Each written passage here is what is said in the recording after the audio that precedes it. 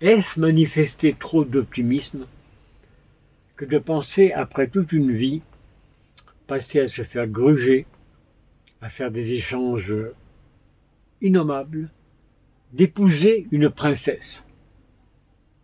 C'est peut-être optimiste, mais vous avez ici une BD extraordinaire de Georges Omri, le maître de la BD avant 14, qui a disparu dans les premiers champs de bataille, le même jour ou le même mois que Pays, et qui s'appelle Optimiste. C'est un des rares hommes de BD qui se ne moquait pas des Chinois. Il montre un jeune Chinois né sur une bonne étoile qui se fait ami avec des animaux et qui échange de plus en plus d'animaux contre des animaux plus petits et qui finalement épouse une princesse. Ça peut paraître banal, mais quand même. Avec ses maîtres Géry, Landel, Valvérane, c'est le quatrième mousquetaire de la BD. Avant sa disparition, il a fait des milliers de dessins.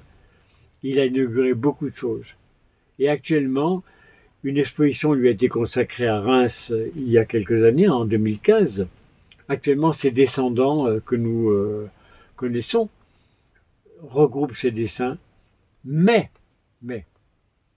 ce qui va se passer dans les temps qui viennent, cette vidéo est la première que vous voyez d'une série de vidéos que nous avons postées sur la vraie histoire de la vraie BD française et même internationale qui est née en France. Le point un peu curieux, c'est que c'est dans cet endroit, la rue de Fleurus, où je trouve exclusivement tous les dessins. Pour quelle raison?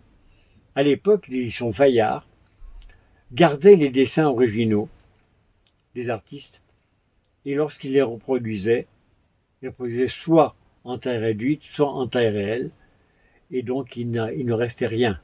Là, tout est là, et nous allons vous faire connaître, vous faire reconnaître tous ces gens que nous allons ressusciter. À vous de jouer maintenant. Nous, on vous montre ça. Je vais quand même vous montrer les 4 épisodes.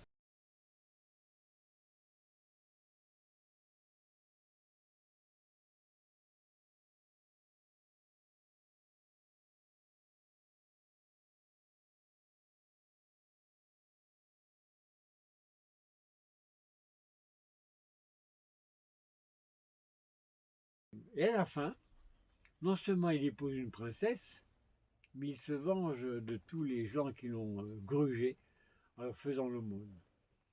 À bientôt. Au revoir.